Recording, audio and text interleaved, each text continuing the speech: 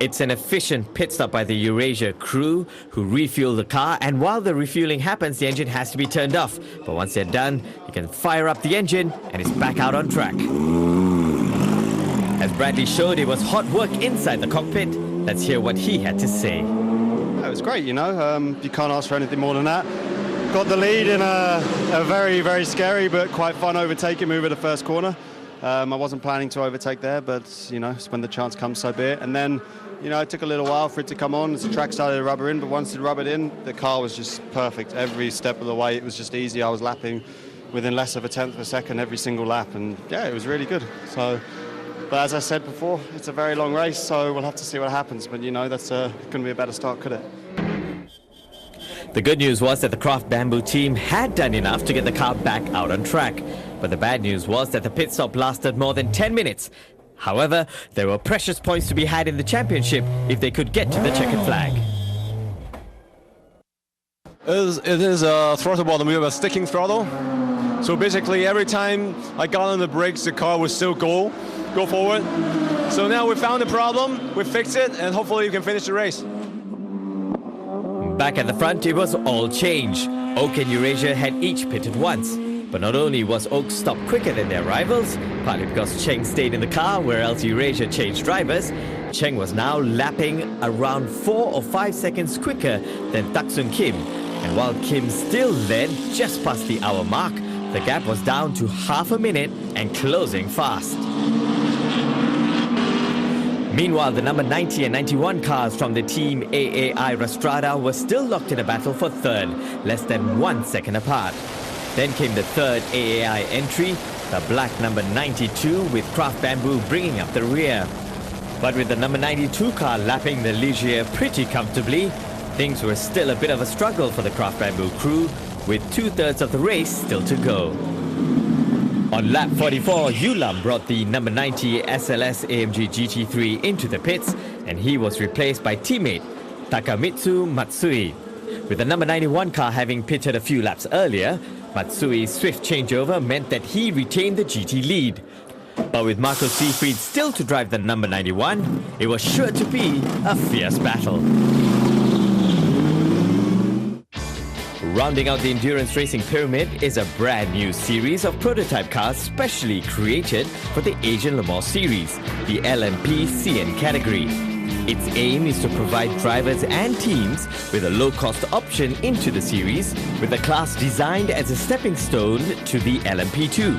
Lining up in the LMP CN cars in Korea were Kraft Bamboo Racing and ATL Wolf Asia. What is the best thing about the CN category? Well, first of all, it's a much easier entry than, say, for instance, LMP2 or even LMP1, which is nearly impossible these days, like for privateer, especially underfunded ones. This category, well, number one, the pricing level is very reasonable, and it provides a platform for all the young drivers to do an endurance championship with the Le Mans branding, because it's not very different from a Formula car, this category. For me, an amateur driver is really a great opportunity to race a prototype car, which in Asia we don't get that many chances. There's single seaters, but definitely not prototype. The CN car is basically a small LMP2. It has a stock engine. The chassis are free, so there are several different chassis makes available. It doesn't have ABS and it doesn't have traction control. The CN is the good, proper, low-cost entry level for prototype.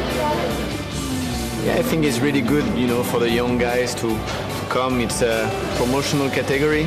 Costs are reasonably good. Also, you split between 3 drivers, so it's a really good thing. Well, we've implemented the new CN category in 2014, and also we've now just launched the new P3 category that will be involved in the series in 2015. I think the fundamental reason behind launching these, let's say, entry-level prototypes into the Asian Le Mans series is to give a more economic opportunity for new drivers and teams to get involved in the series.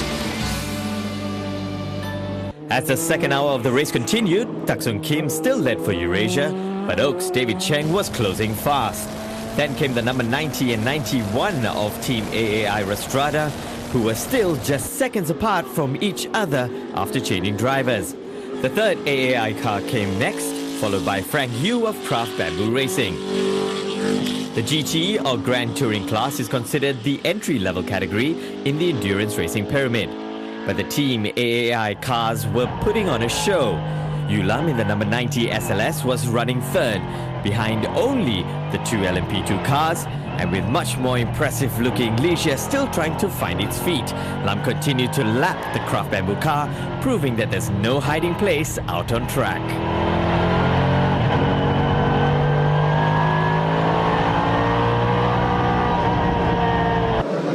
Meanwhile, in the pit lane, it looks like the AAI Restrada mechanics are looking to bring in one of their cars.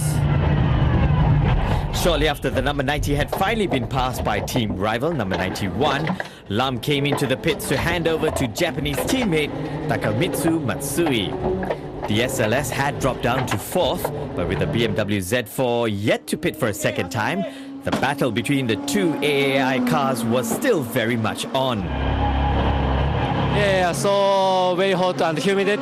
So our car SLS is no cool suits, but we have air conditioner. But my teammate Tatsuya very quick BMW driver, so I turned off the air conditioning. So too very hard.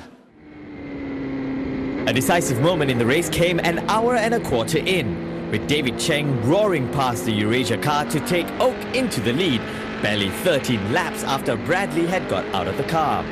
It wasn't the last time the lead changed hands, but it certainly showed that the momentum had swung back towards the defending champions. Tak-Sung Kim fought valiantly to keep pace, but as Bradley had done to Cheng earlier in the race, now Cheng was doing to Kim.